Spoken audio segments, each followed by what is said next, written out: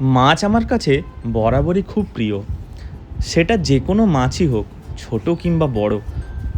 ঘরে যখন থাকতাম এই বর্ষার সময় পুকুরে ও মাঠে অনেক মাছ ধরতাম। তার জন্য মায়ের কাছে অনেকবার বকাও খেয়েছি। সেই সকল দিনগুলো এখন তাই খুব মিস করি।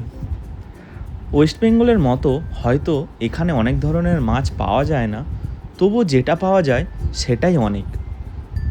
তাই এই ভরা বর্ষায় সেদিন খুব ইলিশ খেতে ইচ্ছে হচ্ছিল। তাই আমি একটা ইলিশ কিনেই আনলাম, এই ভেবে যে এটা ঠিক হবে তো। এখানে আগে কখনো আমি ইলিশ কিনিনি, তাই মাছটি কাটার সময় মাকে ভিডিও কল করে ফেললাম এবং মা জিজ্ঞাসা করছিল এটি দিয়ে আমি কি রেসিপি বানাবো। আমার মাথায় তখনও আসেনি এটি দিয়ে আমি কি বানাবো। যেহেতু মাছটি বেশ বড় ছিল, তাই তখন 2 পিস রান্নার জন্য রেখে বাকি মাছটা আমি ফ্রিজে রেখে দিলাম এবং ঠিক করলাম আমি এটা দিয়ে সরষে ইলিশ বানাবো।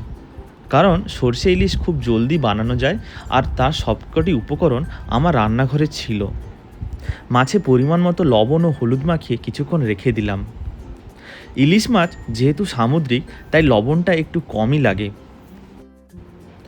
এবার গ্রেভি তৈরির জন্য মিক্সার গ্রাইন্ডারে 1.5 চামচের মতো কালো সর্ষে, 1.5 চামচ সাদা সর্ষে, 1 চামচ পোস্ত ও 4 থেকে 5টি কাজু দিয়ে শুকনো অবস্থায় ঠিক এরকম গুঁড়ো করে নিন। মশলাগুলি শুকনো অবস্থায় গুঁড়ো হয়ে গেলে এবার এতে 2 চামচ নারকেল কোড়া, 2টি কাঁচা লঙ্কা ও জল দিয়ে ভালো করে একটি পেস্ট করে নিন। যেহেতু আমার রান্নাঘরে কোনো শিলনোড়া নেই, তাই মায়ের এখানে আসলে মশলা বাটতে বেশ সমস্যাই হয়।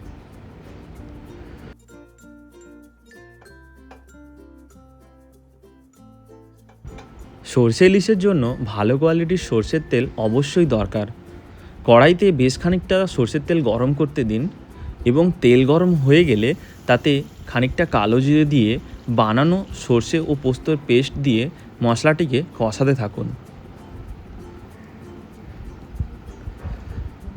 এবং পরিমাণ মতো লবণ ও হলুদ গুঁড়ো দিয়ে মশলার সাথে মিশিয়ে ফেলুন এবং এটিকে আরও কিছুক্ষণ রান্না করতে থাকুন।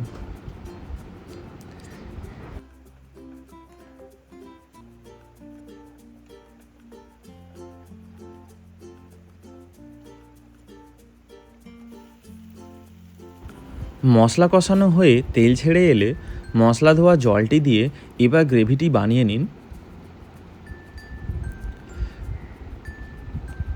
এবং গ্রেভি ফুটতে শুরু করলে নুন হলুদ মাখানো মাছটি এর মধ্যে খুব সাবধানে দিয়ে দিন।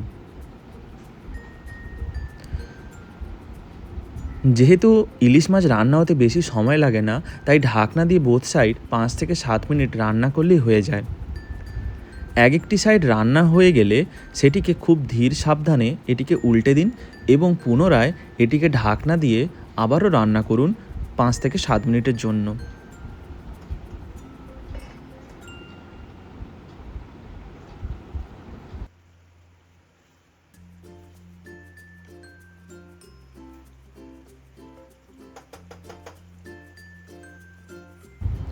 রান্না শেষে কাঁচা লঙ্কা ও ওপর থেকে এক্সট্রা সরষের তেল দিতে ভুলবেন না। এই সরষের তেল রান্নার মধ্যে একটা আলাদাই স্বাদ এনে দেয়। এই দুর্দান্ত স্বাদের সরষে ইলিশ গরম গরম ভাতের সাথে আপনারা উপভোগ করুন। আপনাদের ইলিশের কোন পদটি খেতে ভালো লাগে আমাকে কমেন্ট করে প্লিজ জানাবেন, যাতে আমি পরের বার সেটি ট্রাই করতে পারি। ভিডিওটি কেমন লাগলো প্লিজ আমাকে কমেন্ট করে জানাবেন। আপনাদের একটি কমেন্ট আমার খুব ভালো লাগে এবং নতুন নতুন এরকম ভিডিও বানাতে আরও উৎসাহ দেয়। সবাই খুব ভালো থাকবেন।